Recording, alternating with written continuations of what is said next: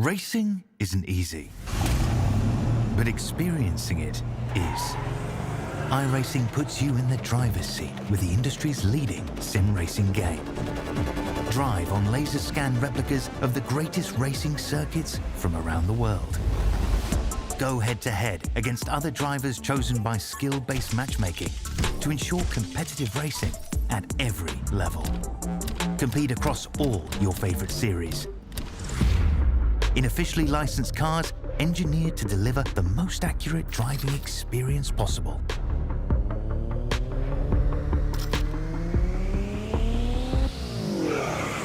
Join a race or host your own with players from across the globe. Race against the computer or in a league with friends. Feel the thrill behind the wheel.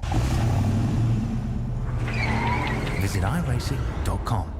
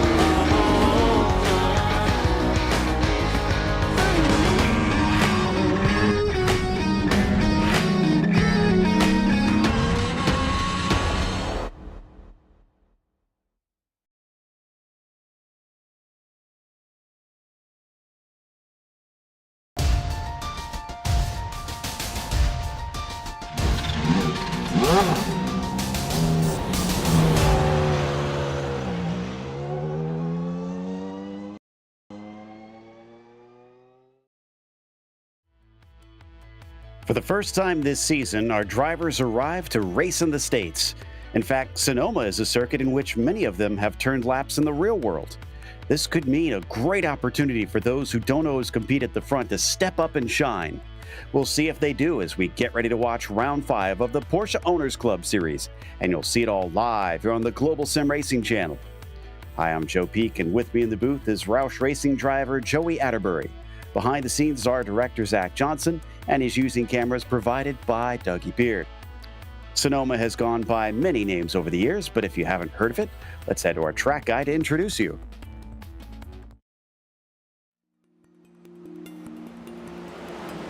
Welcome to Sonoma Raceway, one of California's most famous road courses. It resides just north of San Francisco.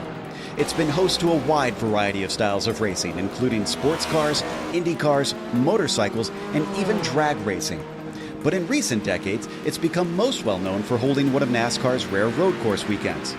For most tracks, this cornucopia would be a stretch, but considering the array of 5 different layouts to choose from, it's quite easy for the circuit to be adapted to any series needs. Most of the layouts clock in at around 2 to 2.5 miles in length and always feature an impressive amount of elevation change.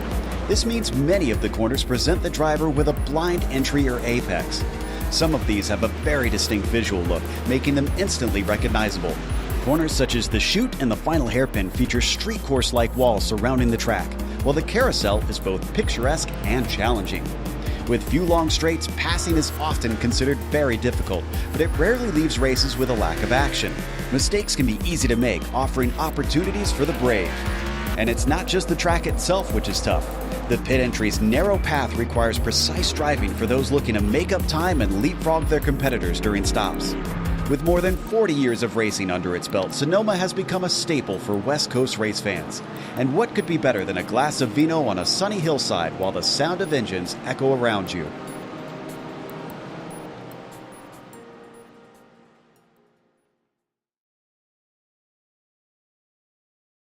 Well, they were at the Zandvoort last time, and that's known as a technical track, but I think this is pretty much in the same vein, Joey. It is a very technical track up in Northern California, Sonoma, to be exact. You can go over and get a glass of wine next door, pretty much. But 12 turns, 2.53 miles in length. And one unique feature about this place is it has a ton of elevation change. It kicks off immediately uphill all the way through turn 1 to the top of the hill, which is actually turns 3 and 3A, and then you fight it all the way back down the hill. We are using the full course layout, which includes the carousel, part of the drag strip all the way down there, down at, I believe that's turn 6 and 7 at the end of the racetrack. And then it's pretty much a high-speed S section all the way through to the turn 11 hairpin, which is probably the biggest and best passing opportunity, especially in these cars today. Yeah, and there's not going to be many of them if previous years are anything to go by, that's for sure. Now, as for the race itself, don't forget that it's brought to you by Porsche. There is no substitute. Find out more at Porsche.com. And Game Changer Wealth, helping you become a game changer with wealth. Contact them today at GameChangerBR.com or at 225-664-2565. So the championship is an interesting one because Tom Layton has had 2/3 and 2 wins, and he got beat last week by a driver who was here for the first time, Chris Walsh, who's actually returned. So you can see Chris has jumped into the top 10, but Tom's still safely ahead of Cigar Dewan, who's been extremely consistent, finishing second place in all 3 of the races he's attended. But it does look like Tom is the man to beat, but he is showing cracks at times. Now, Andrew Chinichi usually is the one that's able to try and take the fight to him, but he missed last round. He is back this week. We'll see if he can try and rebound and get back in the hunt for this. Arnold Roper, or AJ as he's often known, is only a point behind Andrew, so very tight fight. And then 2 ties between 5th and 6th and between 7th and 8th. It's still early in the season, but should be fun to see how it shakes out for this one. Speaking of which, Joey, why don't you run down our race details? Just like every round here, we are in the Porsche 911 GT3R, the brand new one. And we are going to be doing a 30-minute race. The drivers are in a 30-minute qualifying. And as always, it is a fixed setup here at Sonoma for the Porsche Owners Club. That means all of the drivers, they have the same equipment underneath them. It really is up to them to basically go out there, maximize their practice time, and get the fastest lap time possible out of the equipment. Now, speaking of fastest lap times, Chris Walsh, I mentioned he's back. He does have the provisional pole. Tom Layton, who at least is usually pretty close to him, is down in 4th right now. We noticed he had a bit of damage before, so I wonder if he had to take a completely new car, which, as we've often mentioned, Joey, with this being a fixed setup, that means that he has to take full fuel with it, and that could really prevent him from getting a quick lap in. Yeah, exactly. Basically, the rules of this qualifying are you can go out and turn laps the entire 30 minutes, but if you pick up damage and you come in and have to get that new car, they automatically fill it all the way up with fuel, and you got to go back out there on a heavy tank, essentially, while everybody else is out there. They just kind of come in, they come into pit lane, drive it physically into pit lane, so that way you can tell your crew, no, I don't want that fuel, just give me the new tires. And that's worked out well for BJ Fulton, who's currently in the 2nd spot, but he's about 3/10 off of Chris Walsh right now. So that 82 does have some work to do. It doesn't look like he's improving on this lap. In fact, yeah, he is going to duck in for some of those new tires. Don't blame him. As is typical out in California, it's a pretty warm track surface at 113 Fahrenheit right now. Yeah, and I'm checking 83 degrees ambient as well. So definitely something the drivers are going to have to deal with. And we were mentioning this is such a technical circuit. The higher the track temperatures, the more the car is really going to be wiggling around underneath you. Drivers got to be on top of it today.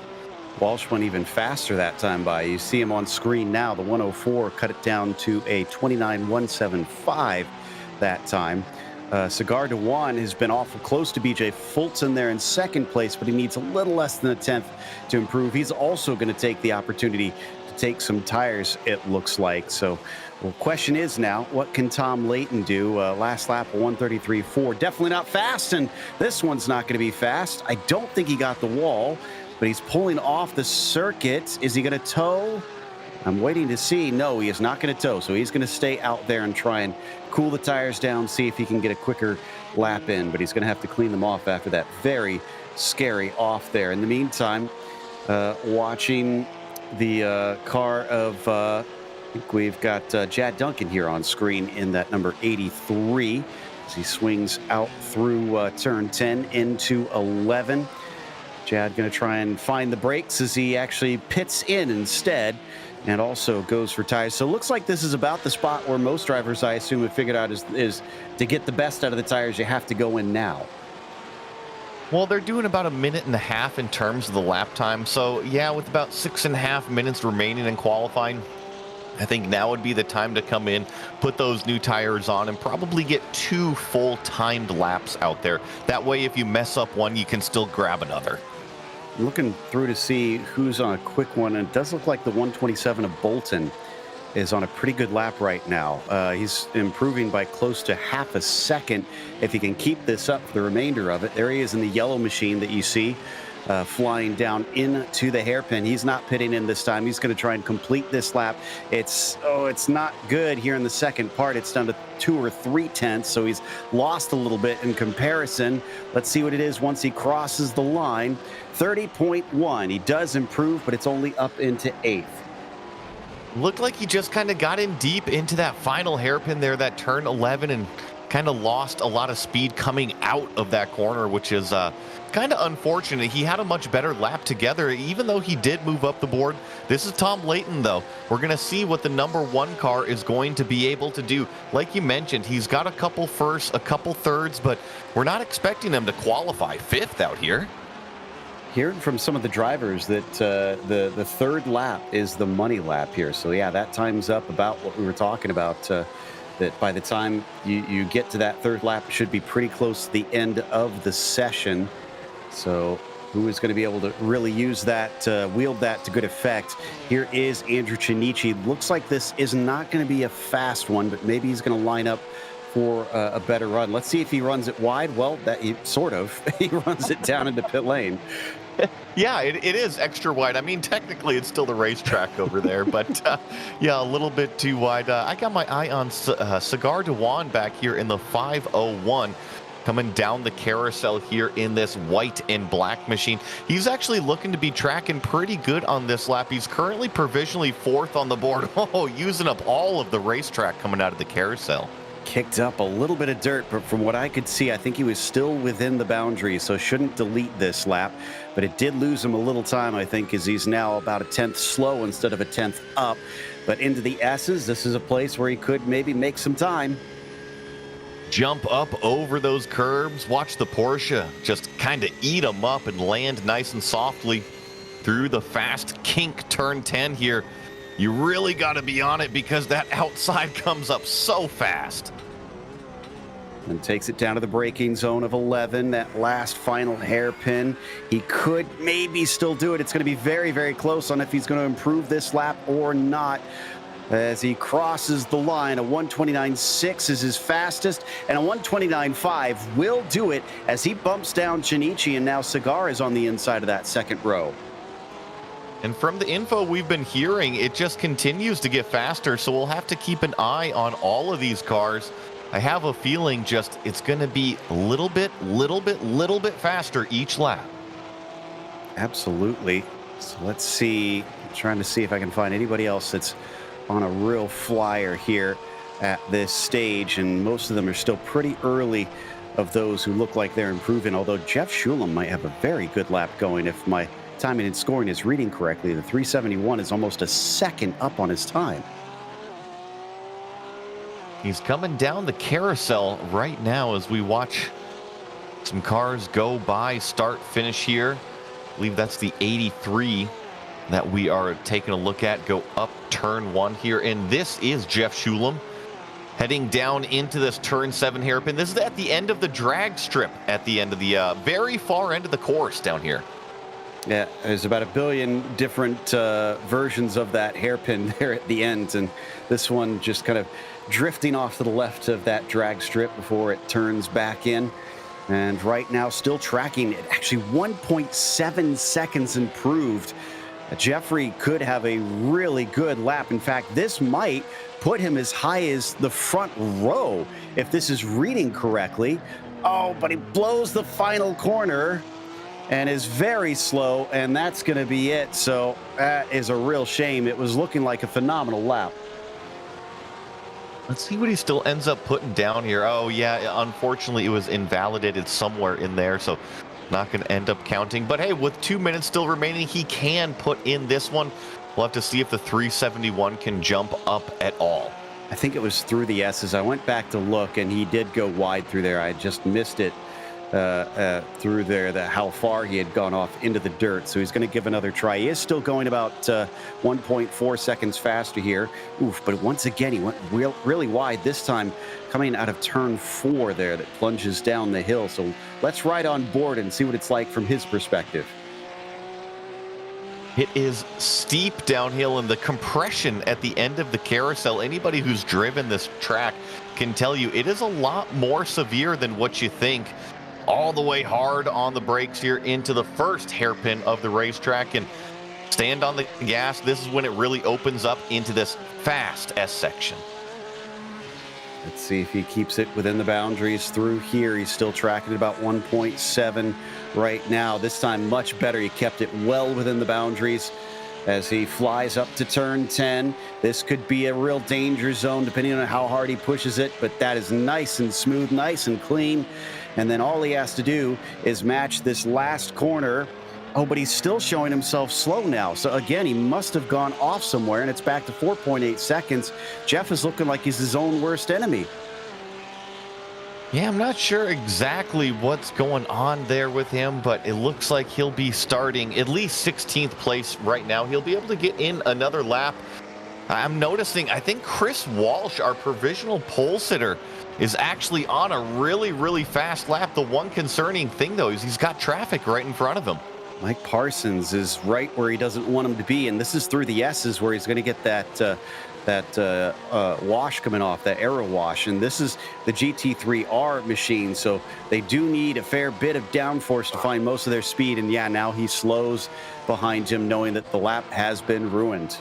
Yeah, probably a little bit frustrating, I'm sure, for Chris Walsh, because he was on a heater of a lap. And this is the number 13 car, Andrew Chinichi, through the final. Right-hander, big wiggle coming out of there, and all you got to do is focus on this hairpin now. The checkered flag is out, though, so everybody is finishing their laps. Chinichi about 10th up. He doesn't need much to improve. He's about half or 200ths off of the position in front of him. Crosses the line, 29.5, and that will not put him ahead of Cigar Dewan. He's 6,000ths off of him now. We saw some pretty close times in the last couple days, but 6/1000ths of a second, you really can't even measure that around 2.5 miles. Oh my goodness, super tight there. In fact, between second to fourth, it's still less than 1/10 of a second. It's just a few hundredths between them all. BJ Fulton in the 82. Don't think this is going to be a quicker lap, and it is not, unfortunately. As across the line, Michael Bolton is going to not go quicker, it looks like. Where did Jeffrey Shulam wind up? His last lap, again, did not count, sadly. So I think Shulam might be out of position on this one. Could see a lot more pace. Now, Walsh has started another lap, but he crossed the line after the checkered flag had fallen, so he is already done. And I'm not sure if he doesn't realize it or not, because I saw him try to back up that last corner, and I wasn't quite sure why he was doing it. But let's go through our starting order. Chris Walsh, like we said, is still on provisional pole, with BJ Fulton starting in second. Cigar Dewan will be P3 and Andrew Chinichi fourth. That battle for P2, if the qualifying's anything to go by, is going to be fierce.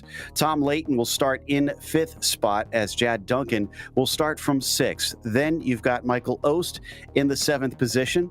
Matt Hollander has been returning recently and is going to be starting from eighth spot. Michael Bolton will be P9, and Jacob Abrams starts it from 10th. And then in the 11th place position, we have Mark Rondeau in the number 11 car. Doug Boccioni in the number 59 starting 12th. Dylan Scott starting 13th, with AJ Roper next to him on row 7. Chad Dick with the 15th place starting spot. Jeff Shulam next to him in 16th place. Dustin Heindel in 17th. Mark Bray starting 18th. Mike Parsons in the 561 in 19th. John Momeyer in 20th. And a few more here. Larry Haas in 21st. Josh Conley in 22nd. And Jay Lasko, your last of the 23 competitors. Very cool to see Chad Dick show and see how he fares. He races over in another Porsche Club series, the Porsche Club of America. And that's over on our friends Podium eSports that broadcast those. Chad usually is in for wins, but he's a little farther down in 15th, unfortunately. So he's going to have some work to do up against some very fast drivers on this one. It has cooled down slightly down to 111 degrees, but it is still very, very windy. It's about 13 to 15 mile an hour winds we're seeing.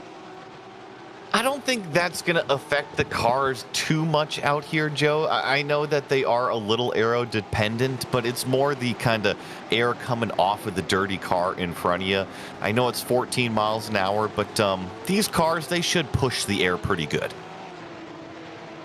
So as they get ready to go, 30 minutes of racing for this one with one of the larger fields we've seen for a bit. So this is also going to be tricky for the fact that while it is only 30 minutes, I wonder if they're going to run into a little bit of lap traffic by the end of it, Joey. I think so. I think the biggest thing is this is a very narrow racetrack, and we've got 20 plus cars that are pretty big and wide when you put them on here. So I just have a feeling the elbows might come out unintentionally pretty early. We'll have to watch and see as they hit the bottom of the hill down through the carousel here. And this is a track, one of the few tracks that I actually have gotten to go to in person and get to see racing. And I know most video games do show it with this, you know, more typical yellow and dusty and dried out condition. I went in the spring when it was bright green, and I have to say, it's a very beautiful area. It is, Joe, and you got to enjoy Sonoma in the 1 to 2 months that it is only the time that it is green. Yes. It did look a little bit surreal since I've only pretty much ever seen it like this, but it did look gorgeous out there. California is a very beautiful country, especially out there by the bay. But right now, the drivers are not here to sightsee. They're here to try and go fast and see if they can take some victories. Let's see who is going to be the quickest as they exit out of turn 10. And the pace car will leave them early, giving over control to Chris Walsh. Since it'll have to duck in here at the traditional pit entry. There it goes. So now Chris waits patiently for the signal from Barney the flagman. He can't go early. He's going to swing very, very wide. And BJ Fulton has to wait up for him. Nicely done, actually. He lets him get right back with him so that he doesn't get a penalty. Everybody packs up very tightly together here as they come around the last bend. And the green flag is out as BJ Fulton gets a pretty good start there coming through turn 1. Can he try and challenge into 2? No, he has to back out of it. But a little bit of a move up the inside from Chinichi there as we get a wreck in the background. And unfortunately, they are piling into it in the second half of the field. Yeah, AJ Roper was smack right in the middle of that one. And if you remember, AJ's been on the podium a couple times here, but for the most part, the top 5 is pretty clean in single file. More cars going off here, turn 4 and 5. Conley and Baccignone, unfortunately, just clipping each other. And up and over the crest, they fall to the back of the field as well. You said it could be elbows out. Unfortunately, it was elbows out and on the floor. It's just a narrow racetrack, but here we go. The leader, Chris Walsh, leading BJ Fulton into the turn 7 hairpin the first time. Like you said, so many different variations of the hairpin. Sounds like Cigar de Juan may have had issues as well. I'll try and see if I can figure out what happened to him in a bit, but it is Chris Walsh leading BJ Fulton. Andrew Chinichi still in third. But how about Matt Hollander? 4 positions gained in just this first lap. Yeah, that's a huge one. And the other one I'm seeing, Dustin Heindel and Mike Parsons. They've all jumped up as well as Larry Haas. But ultimately, it's Chris Walsh, our pole sitter, who got the nice clean jump up and through the S's for the first time. It's going to lead the first lap. Tom Layton remains where he started down in 5th. Well, I'm kind of curious if he'll have more pace as this race goes on. He's been a little bit hot and cold. Like I said, he's got 2 wins, but then he also has 2 third places in there. So it's been a real mixed bag compared to what we've seen from him in seasons past, where he tends to just run out front and lead the way. Right now, he's trailing Matt Hollander, who's doing a nice job soaking up that pressure. You had just mentioned that Matt Hollander has gone up 4 positions since where he started. So Tom Layton already kind of given up one. I know that's where he started, but Matt Hollander did have to get around him on the racetrack. We'll have to see if the number 1 car takes the fight back to him, or if Matt Hollander is going to bring him all the way up to the front. So they plunge down into the hairpin and isn't able to get close enough this time. Wonder if we could take a look back at some of the opening replays with so many wrecks that we had there. I think it was 3 different incidents that happened on that first lap. So this is into the turn 2, and this is very common at this track, unfortunately, Joey. Yeah, especially turn 1, turn 2 on cold tires. It's just a massive funnel down there. It's like 3 wide going in, and it oftentimes just goes to single file by the time you're at the apex of 2, and just a lot of misjudgment there. And then there's another look at that incident with turn 2. So here is Conley, cuts down, Boccignoni's there, can't do anything about it, and the 2 slide off course. And then Dewan down into turn 5. Yeah. I think you caught sight of this one. Yeah, I think Dewan was just getting a little bit of pressure from Tom Layton there. Yeah, you see him just get a little bit elbowed out. And then I think what I'm more worried about is that contact while he was trying to rejoin. It looked like he got hit in the front right there. Yeah, I think you're right. So that could have been bad damage to the suspension, that one. And this just happened with Larry Haas, who has failed to brake for some reason and wound up in the tire barrier pretty darn hard. Looks like we've got Tom Layton trying to go around the outside of Matt Hollander around the hairpin. He was side by side going in on the brake zone, but aggressive defensive move from Matt Hollander is able to keep the number 1 car behind. Nicely done. I'm really impressed here that Matt's been able to fend him off this well. He's doing a fantastic job just placing the car where it needs to go. Probably knows this track is very tough to try and get those passes done, using it well to his advantage. And Tom's got to watch out because Jad Duncan is right there. He is right in the mirror of that number 1 car. Sweep across, start, finish one more time here. This is going up the hill now through turn 1. All the way up to the apex of turn 2, where we saw all of those incidents. Oh, Tom Layton looking really deep there into 1, but usually that's not a huge passing opportunity unless you're already side by side. Yeah, that looked like desperation to me. I think he's getting a little frustrated being back here in this 5th spot. Feels like he's got more speed, but can't take it anywhere. So they plunge down through turn 4 and into 5 once again, with Layton hanging out behind Hollander. Can he get the run off the carousel? I think you're right. I think that Layton definitely has more pace. Matt Hollander had a tremendous start, but I think when it comes down to the pure lap time, Hollander, we're actually falling off about 3.5 seconds from Chinichi. So I think Tom Layton is anxious to get by. Couldn't get close enough that time into the hairpin, so Tom stays behind in the tire tracks of that number 69 machine. Like you said, Chinichi up 3.5 seconds up the road. A little bit of a spin here from John Momeyer coming out of the carousel. Not sure if that involved anybody else, but he didn't hit the wall, it appears. I know the carousel, if you get out wide there, you can lose a ton of grip. Not surprised to see some cars around at the very end. I also see his front bumper kind of shortened up a little bit. That could have had something to do with it. All right, well, we'll check in on that in a minute. In the meantime, this is our leader, Chris Walsh, 1.3 seconds ahead of BJ Fulton. BJ not falling away super quickly. We're 5 laps in and seems to have comparable pace to last round's winner. I tell you what, Tom Layton just gave a shove to Matt Hollander in turn 2 there, but I agree with you, Joe. I think that BJ Fulton is doing a tremendous job out there, and just chasing down Chris Walsh. You look at the pace, and it's going to be tough to hang on to that 104, especially with what we just saw last week. Walsh, one of the drivers here that does race in real life, and obviously pretty competitive based on what we've witnessed. So does Tom Layton. He at times races a real thing, and into the wall. Who is that? That's Cigar Dewan, unfortunately. That's into the similar place here. And you know what? He definitely got some help from Jacob Abrams, I believe. Oh, no. Well, let's take a look at Momeyer's incident first, then Dewan. And as that happened, Tom Layton had a big wiggle coming out of the hairpin as well.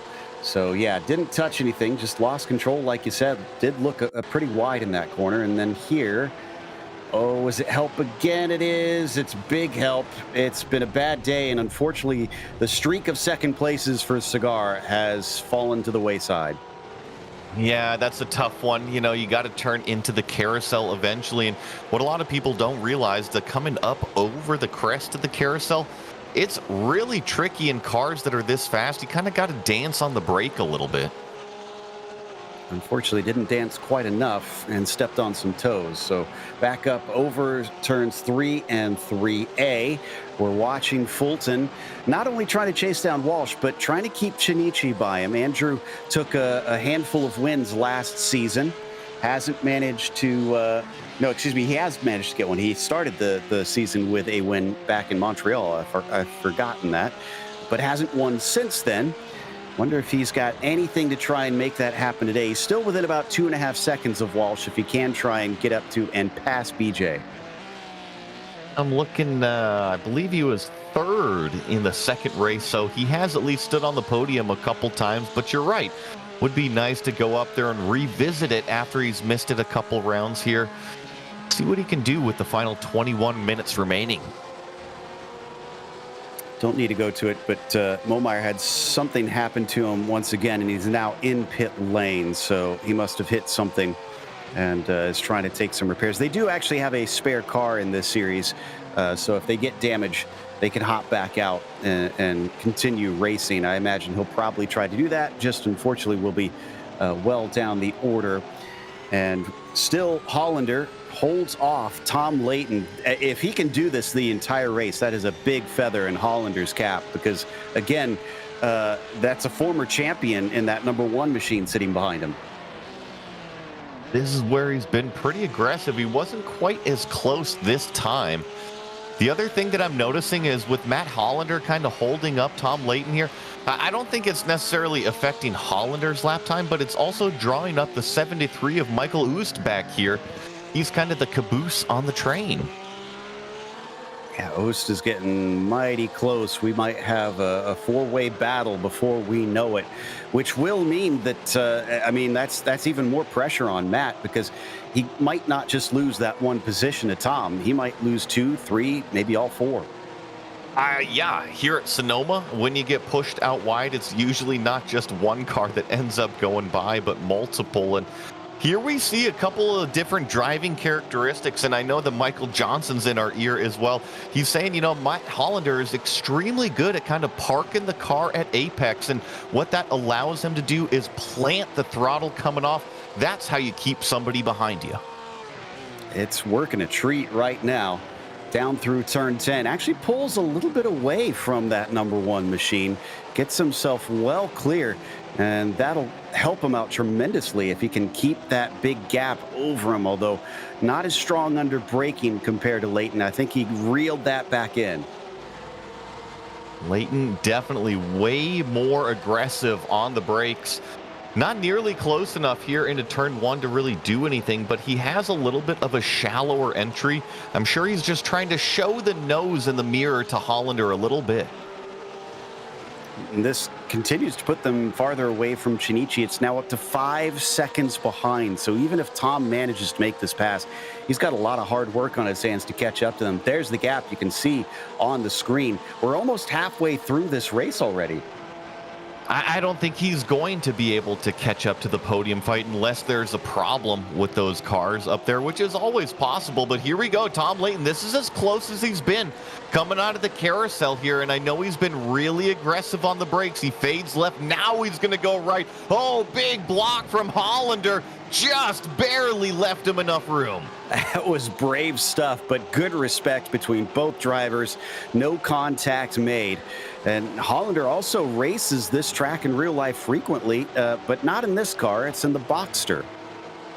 You can draw plenty of parallels, though, and when you have real-world experience, you just kind of know the characteristics, the quirks of the track a little bit more, and it all transfers here into the sim. Yeah, that muscle memory, I'm sure, plays great dividends to his hand here as they come out of the hairpin once again. Wheels squiggling about a little bit as we ride on board with Tom Layton. He tries desperately to get as close as he can so he can have some sort of move here. He's already made it go earlier on the last lap. This time into turn 2, he's not going to try it, but does look a little poorer off the corner in comparison to Hollander. With him kind of having a shallower entry right there, he just really has to let the car float up over the corner and then put down the throttle, while Hollander kind of rolls more speed up and over the apex of turn 2. But it's really been down through the carousel, putting the power down, coming out into the turn 7 hairpin. That's where Layton was at least close enough the last time. It actually looks like Jad Duncan is closer to Layton than Layton is to Hollander. Yeah, and they've lost Michael Ost. I think he had a mistake last lap because it does look like it was a slower one from him. It's gone back down to just 3 cars battling for the 4th position. Maybe Tom's just backing it up, trying to recover the tires a little bit before he tries to attack again. Other than these drivers, the other ones that have been big movers, Chad Dick is up 5 back in 10th, and Dustin Heindel behind him is up 6 positions. I theorize that Schulem is out of position with his qualifying. He's only gained 3, though, at this stage. Watching this trio go down into the turn 11 hairpin, you saw how late Tom Layton was on the brakes. He almost got into the back of Matt Hollander there, and pretty even all coming off here. I do believe that Layton's going to have to get a little bit closer if he wants to make a move into 1. Absolutely. He needs to be right on top of that black and gold rear spoiler as they fly over the crest of turn 2. He's got to try and position himself. What can he do here to try and shake things up? What can he do different to maybe catch him off guard? That was a little closer down into 4. I've seen sneak attacks into there, but definitely not working this time.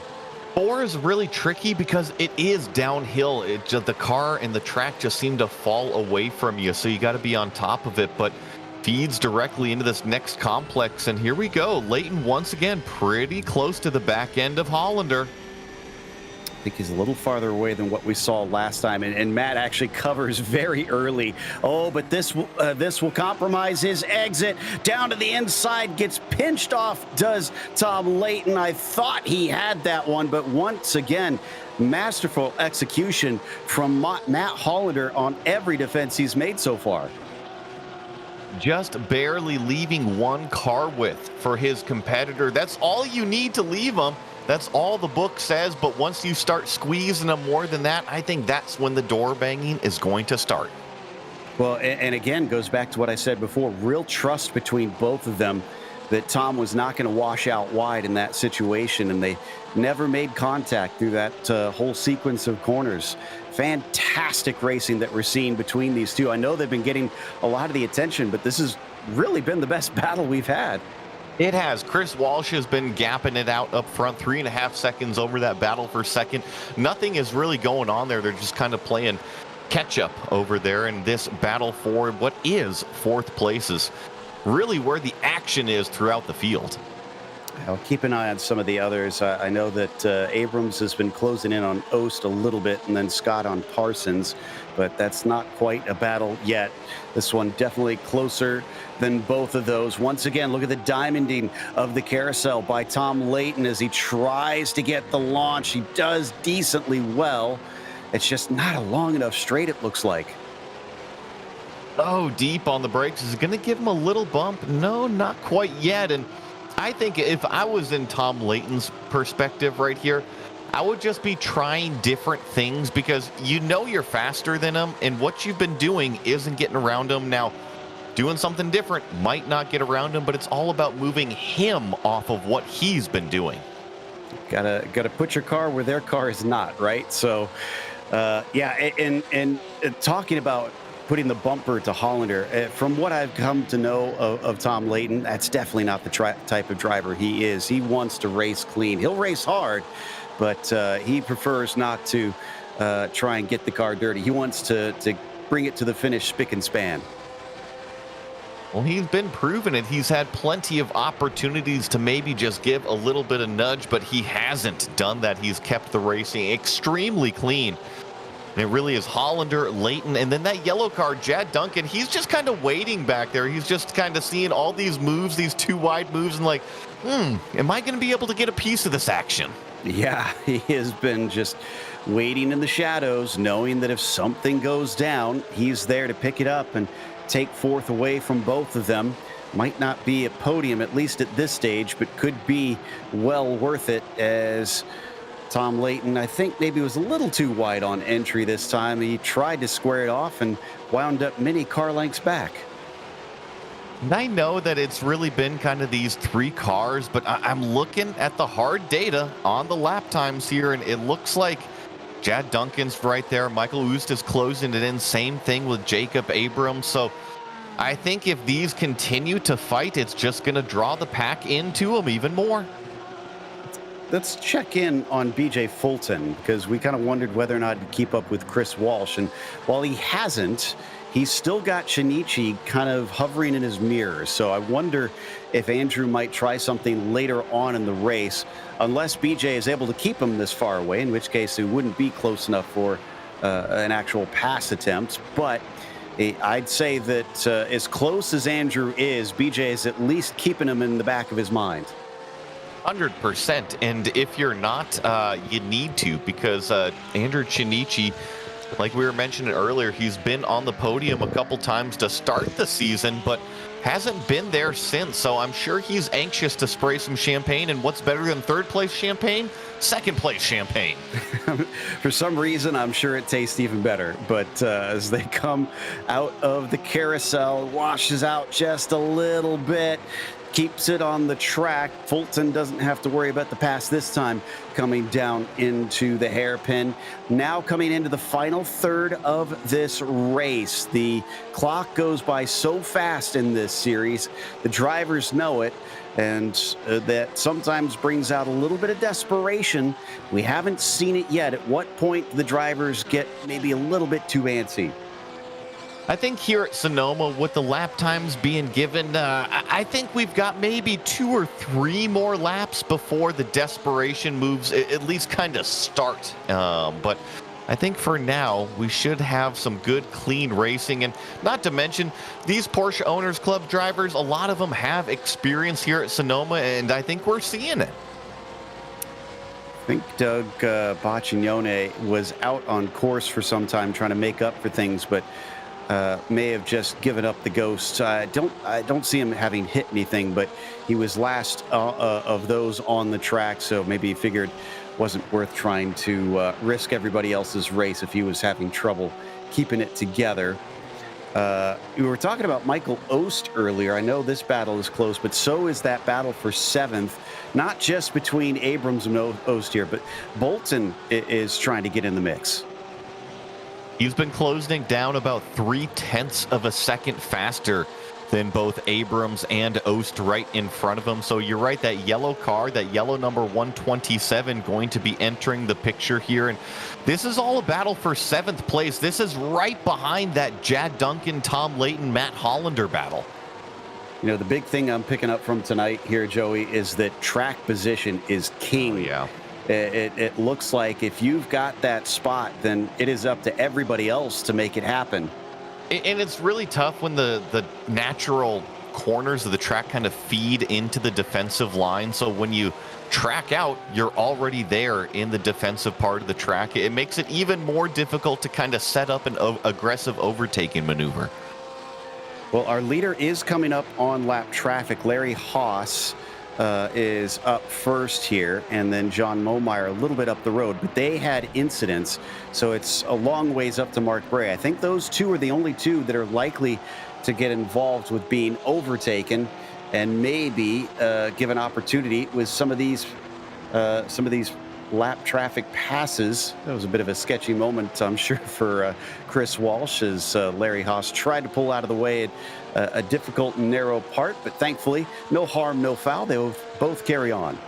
I think the nice thing that Chris Walsh has is about 4 seconds of cushion between himself and BJ Fulton. He can afford to play it smart out there, lift off the throttle, even get on the brakes if he needs to. Just make sure you make the pass cleanly.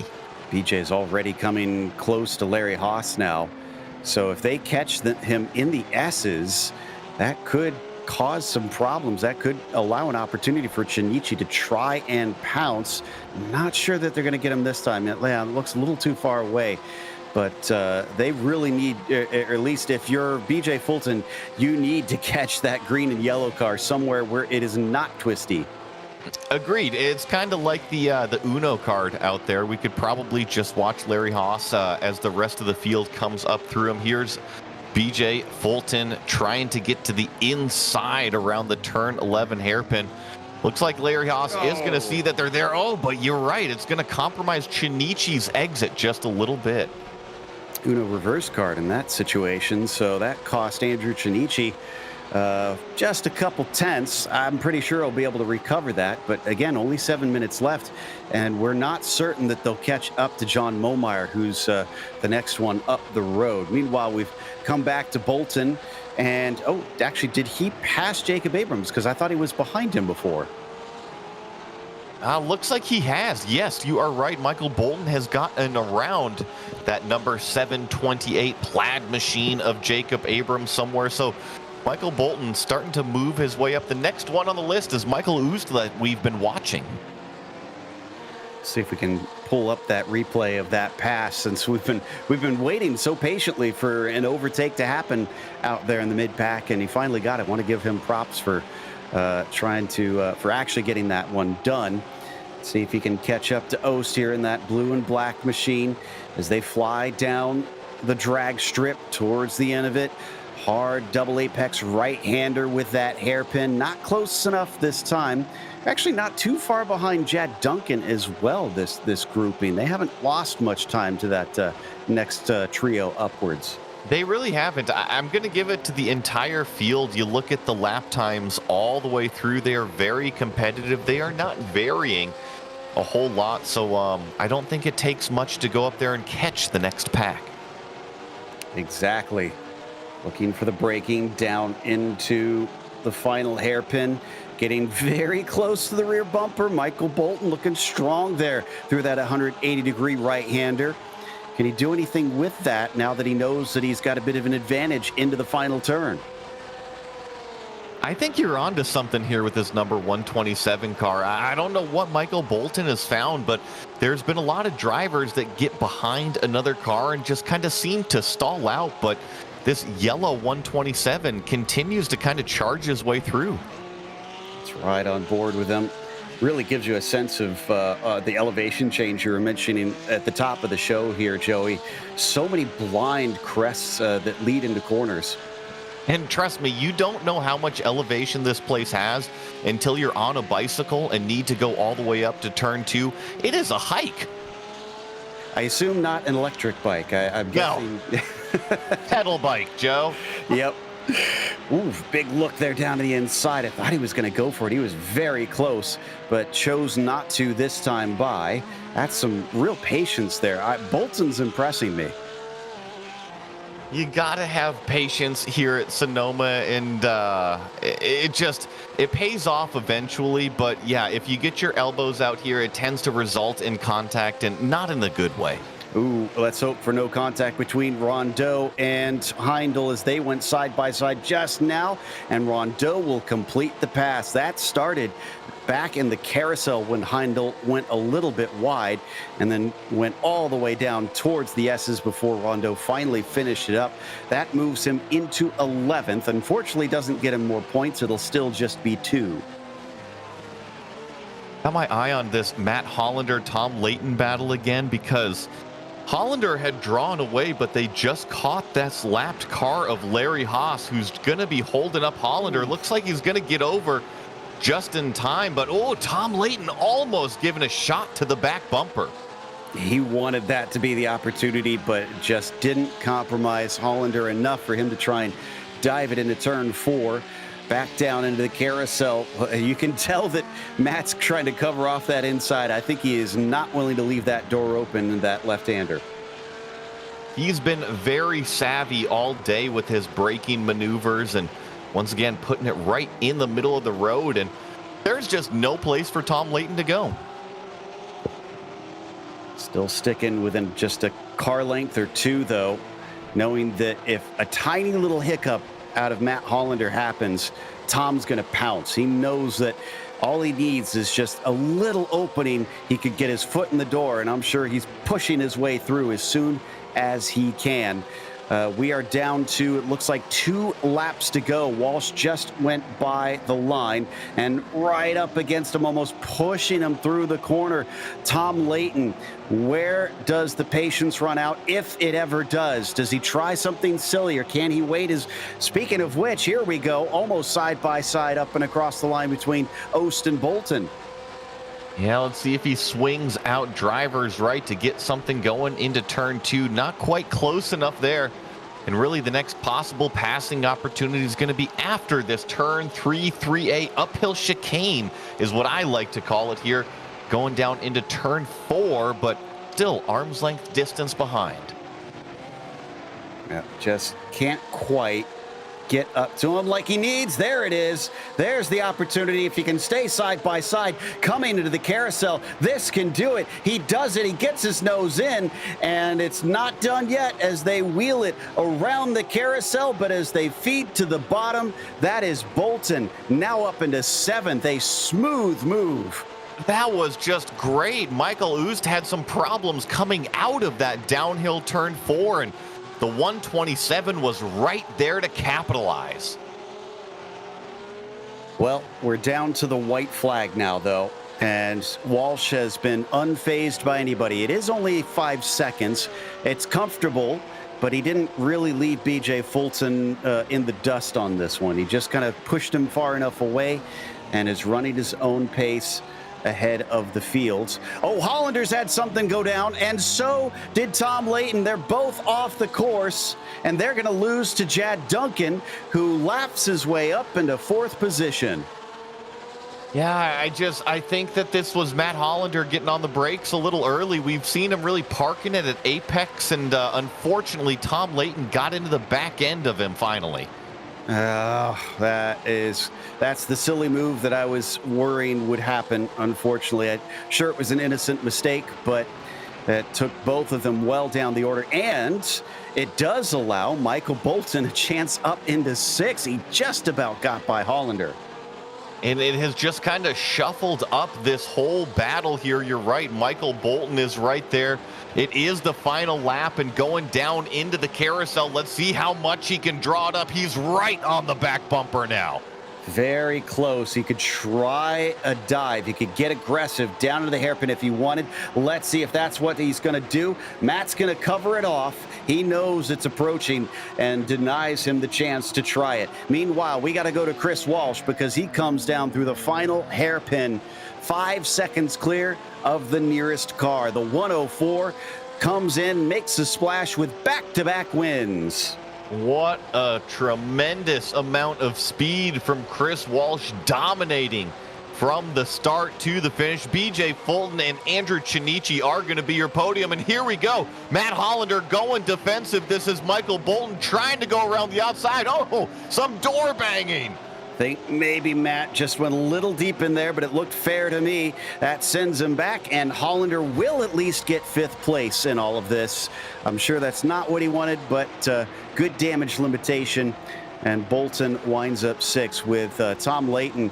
I think he was frustrated. He pretty much stopped the car immediately and backed out of it. So that was not a happy day for one of the former champions. Let's take a look at the incident, though, that caused this. Joe, so we've been seeing the number 69 really use the defensive tactic of parking it in the apex in order to be able to put the power down coming out. And I really feel, just look at the closing speed on the difference. He parked it pretty early on the entry on that one. Yeah, that is. I'm sure there'll be discussions between the two of them. Obviously, they're good friends and have raced against each other in real life. So they'll have a good chat, and I'm sure there'll be frustrations, but no ill feelings in the long term. As we're going to take a quick break, we'll come back with the unofficial results as well as driver interviews, so stick around.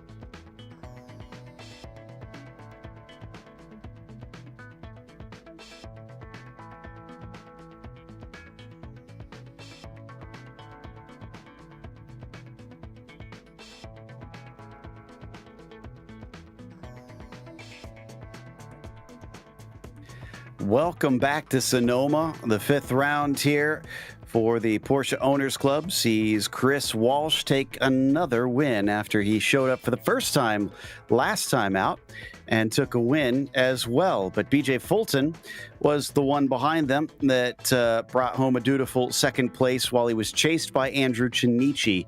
Andrew just couldn't find an opening and enough pace to overtake him, but still got a nice podium. Jad Duncan jumps himself up to fourth after sitting back in sixth place almost the entire race. As soon as there was an accident in front, he pounced on it, and that involved Matt Hollander, who finished P5. Michael Bolton was not involved in it, but steadily climbed his way forward and eventually in sixth, and it was Tom Layton who got together, unfortunately, with Matt as he finished seventh, did Tom. Then it was Jacob Abrams finishing eighth today. Michael Ost was P9, and Chad Dick did get a few positions. He was +5 today to finish 10th.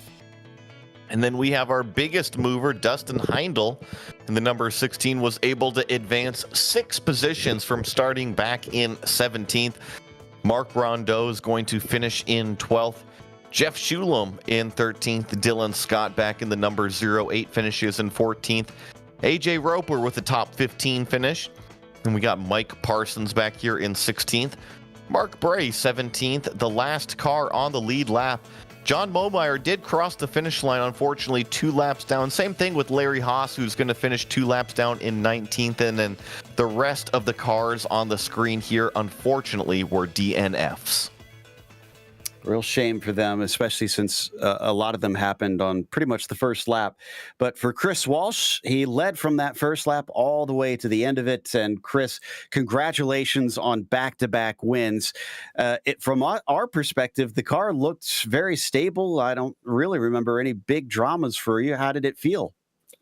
Yeah, no, I think the race went pretty well. I was a little off the pace I was trying to hit throughout the race in terms of lap times, but yeah, the tire deg was pretty bad, as you'd expect at Sonoma. A lot of high load corners, so just knew coming in that I just had to kind of keep it underneath me and drive the pace and kind of see where other guys were at, and I just throttled my pace accordingly. Now, in your time racing out in the real world, have you had much experience out here in California? Yeah, actually, the first round of GT4 America was at Sonoma this year. So yeah, I have some real world experience this year. So that was a lot of fun. It was my first time there, and I absolutely love the track. I really like it because it rewards precision and consistency. So you really got to be really good about car placement and trust that the track is over these blind corners and get in the throttle when you're supposed to. Well, you're really giving these guys a run for their money. Will you be out for Willow Springs for another California venue? Yeah, I should be coming out and racing in their series in October for the longer endurance event with one of the guys out there. So I'm pretty excited about that. It'll be my first trip to Willow, so should be really cool. Well, can't wait for you to get to experience that. It seems like a fantastic track. And again, congratulations. Thank you very much. Thanks for everything. Chris Walsh, your winner, followed home by BJ Fulton. Joey has caught up with the man in second place.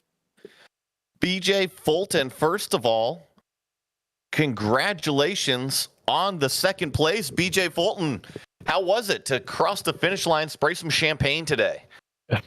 Super excited for the result. It's been a long time since I've been on the podium in this league because it's a rough competition out there.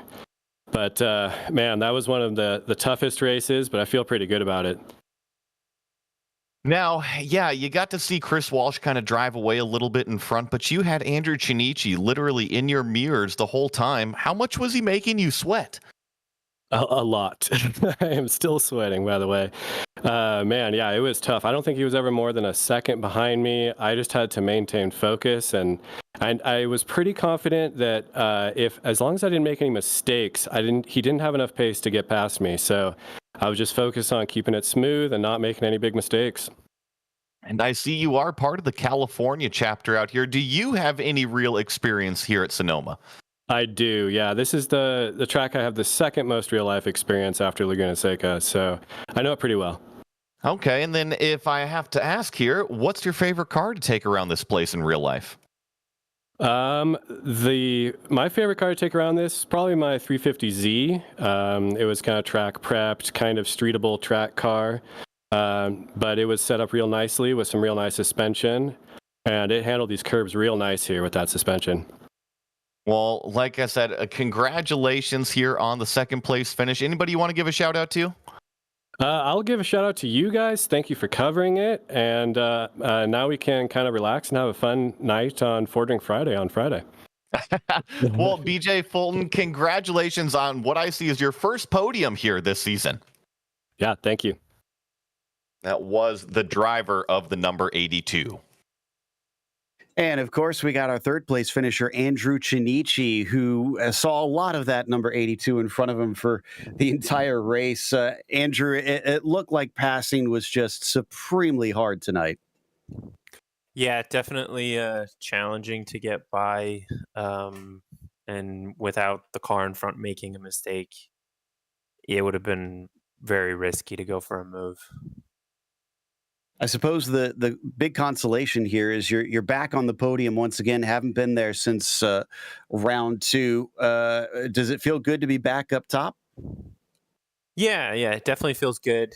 I don't think driving this car comes as naturally to me as the Cup car. So I've had to play around with it and experiment and try different things. I came into this race with basically like no practice. I thought I was doomed. I had no pace. Saw that, starting second or fourth was actually not a bad place to be.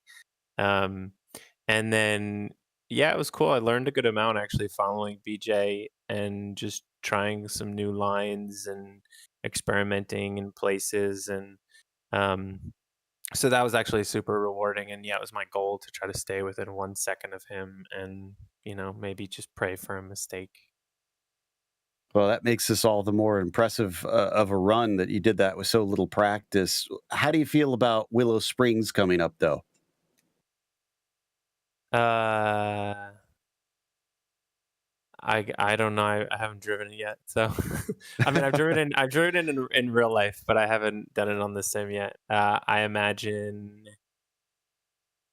it'll be good fun, but potentially another hard place to pass because the toe is not like crazy strong on this car. Yeah, I suspect there's not really many heavy braking zones at that track. But again, congratulations. That was an impressive drive. Thank you. I appreciate it. And thank you to Juice Head Vape, Photo Workshop Adventures, Titan Pacific Law, Ken Wong DDS, and Create Emotion, and of course my wonderful girlfriend Rose. And thanks to you guys too for, doing this. It's a lot of fun. It gives me something to do on a Monday. Well, that was Andrew Chinichi, our third place finisher, who is going to spray some champagne. But we're going to close it out with some thank yous to the sponsors, which includes Porsche. There is no substitute. Find out more at Porsche.com. Also, Game Changer Wealth, helping you become a game changer with wealth. Contact them today at GameChangerBR.com or at 225-664-2565. Thanks to the team today, Joey, Zach, and Dougie. Make sure to check out our social media, our website, and our merchandise store. And don't forget to subscribe to our YouTube channel so you don't miss a moment. Next time, like we said, Willow Springs will actually be on Monday, September 11th. That will be 11 p.m. Eastern. And be sure to check out our other broadcasts that we have listed here. But until next time, race clean, race hard. We'll see you on the track.